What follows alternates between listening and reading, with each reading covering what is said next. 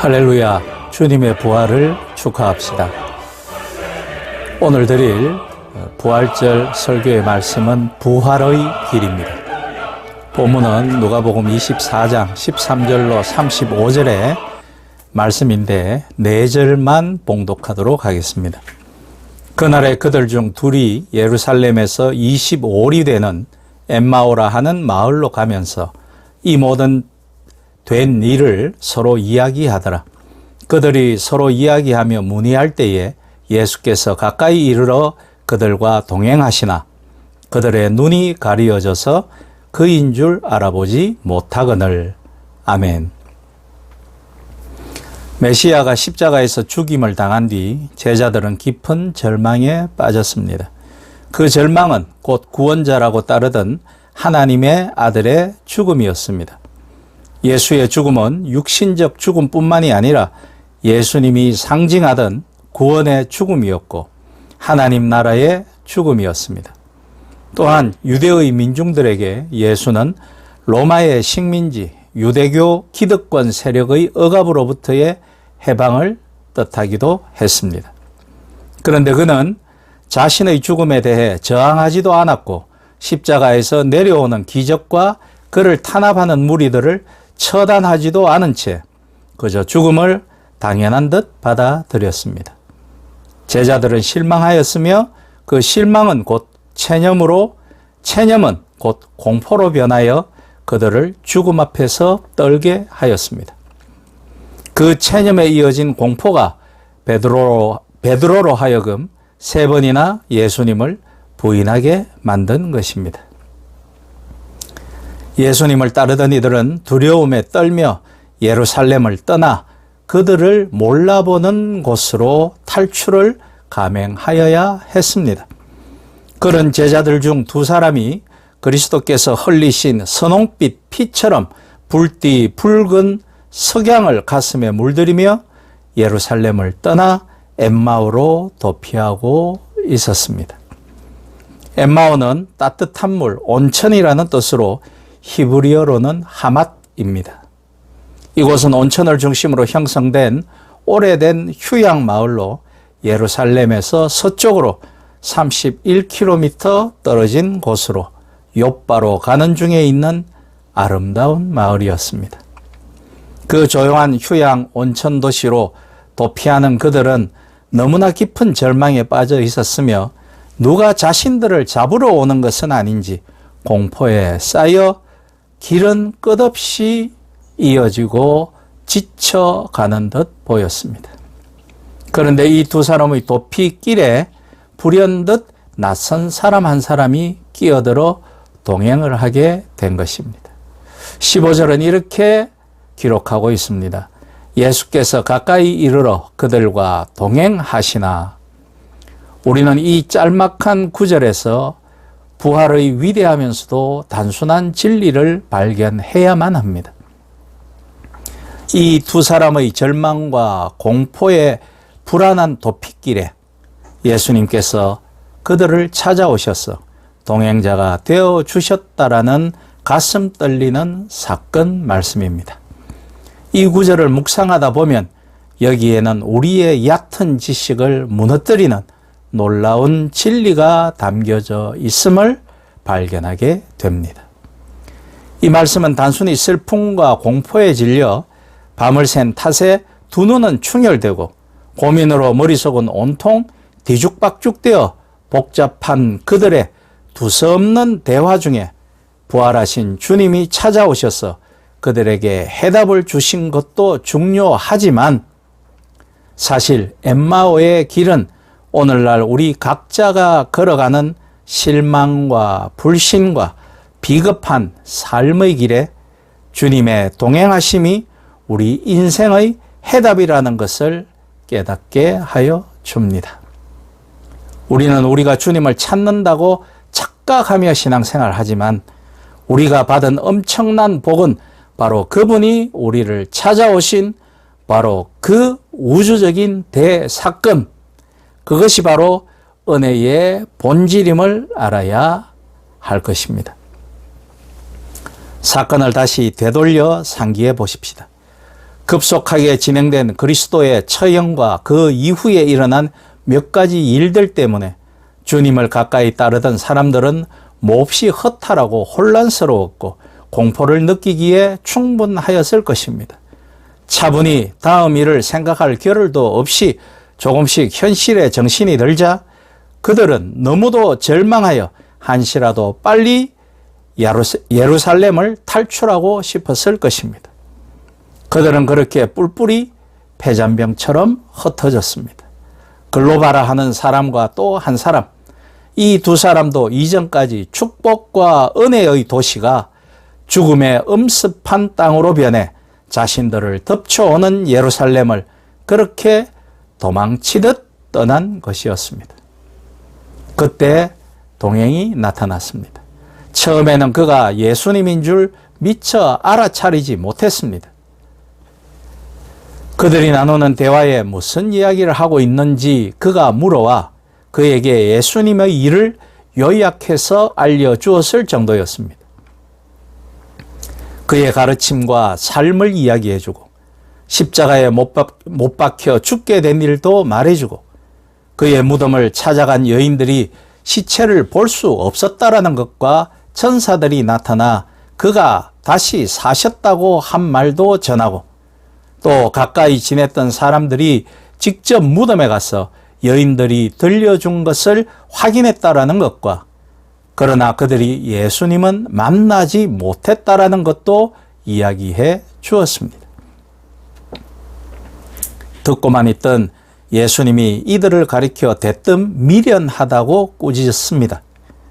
앞서 선지자들이 수없이 일러 주었는데도 그렇게 된 일들을 믿기가 어렵더냐며 그들을 나무랐습니다.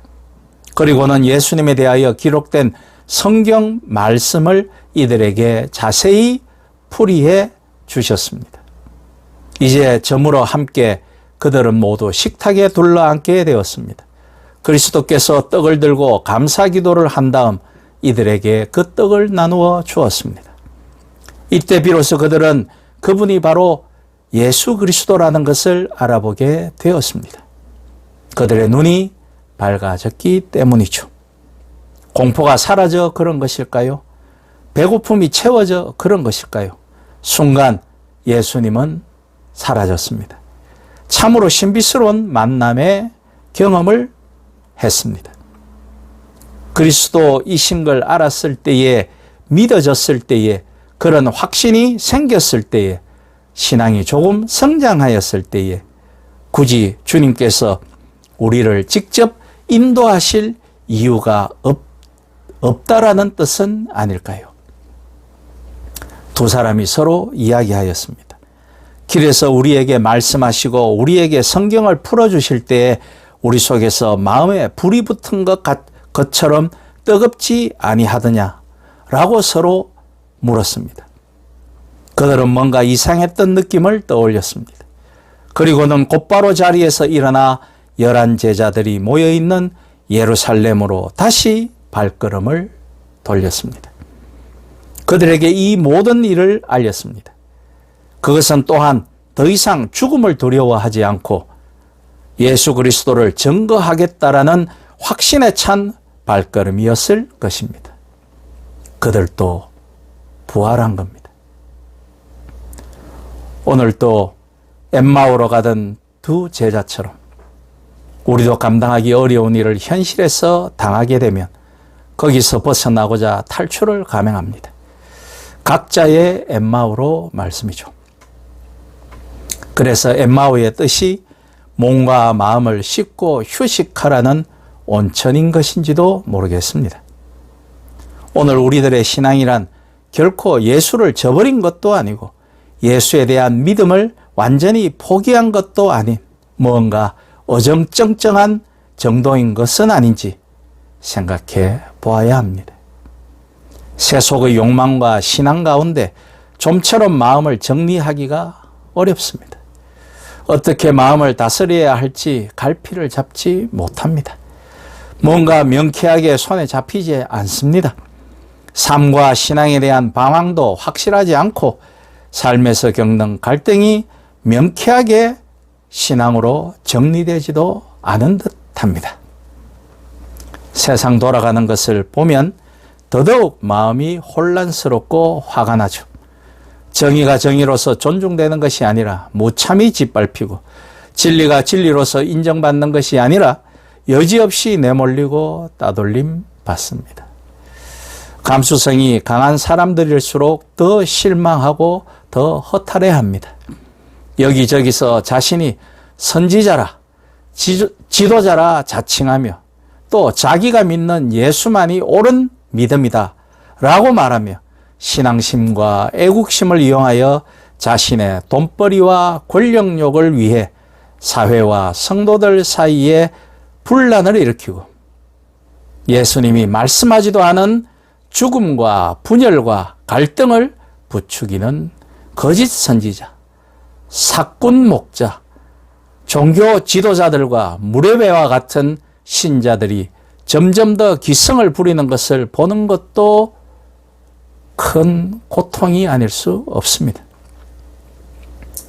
정의가 이겨야 하는데 불의가 이기고, 진리가 다스려야 하는데 불의가 다스리는 이 뒤틀린 세상과 교회를 볼 때 정의와 진리를 믿어온 사람들이라면 극심한 신앙적 혼란에 빠질 수밖에 없습니다. 불의를 정의라고 강변하며 정의 그 자체를 축출하고 허위를 진리라고 궤변 부리며 진리 그 자체를 압살하는 추악하고 냉혹한 세상을 보게 되면 예민한 양심과 신앙을 굳게 지키고자 하는 사람이라 하더라도 이리 흔들리고 저리 쓰러져 방황할 수밖에 없는 것이겠죠. 그래서 교회에 더 이상 안 나가는 가나안 성도들이 부지기수로 생기고, 새로운 혼돈의 광야로 출애굽하여 이단과 사술에 빠지는 혼란의 백성들이 생기는 것이며, 그렇게 누구는 엠마오로 가서 그 모든 것을 잊고 그저 웅크려 있으려는 것이겠죠. 마음이 상한 자들이 길동무되어 그 길을 함께 걸어갑니다. 서로 이야기를 나눕니다. 서로 믿음에 대한 이야기를 합니다. 교회에 대하여, 성경에 대하여, 신앙에 대하여 생각을 나눕니다.